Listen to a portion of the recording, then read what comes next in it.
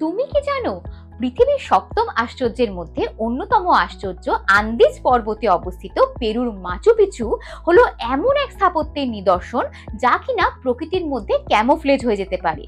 হ্যাঁ, ঠিক এই কারণেই 16 শতাব্দীতে যখন স্প্যানিশ আক্রমণ ঘটেছিল তখন গোটা দেশ ক্ষতিগ্রস্ত হলেও তারা মাচু পিছুকে খুঁজে অবধি পায়নি।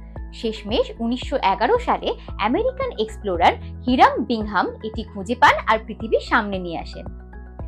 এখন আশ্চর্যের বিষয় হলো এই যে এখানে যে সুন্দর পাথরের স্ট্রাকচারগুলি দেখতে পাওয়া যায় সেগুলি তৈরি করতে না তো লেগেছে কোনো লোহার রড আর না কোনো গাঁথনি, শুধুমাত্র পাথর কাটার দক্ষতার উপর নির্ভর করেই স্ট্রাকচারগুলো এমন ভাবে দাঁড়িয়ে যে মাঝখান দিয়ে একটা সূচও গলতে পারবে না। এই পদ্ধতিকেই বলা হয় অ্যাশলার পদ্ধতি। এখানকার ছাদের নকশাগুলো এমন ভাবে তৈরি যে বৃষ্টির জল পড়লে জল গড়িয়ে সোজা মাটিতে চলে আসবে, আবার সেই জল চাষবাসে সাহায্যও করবে। এত বছর ধরে এত ভূমিকম্প সহ্য করার পরেও এই স্থাপত্যের কিন্তু এক ফোঁটা ক্ষতিও হয়নি।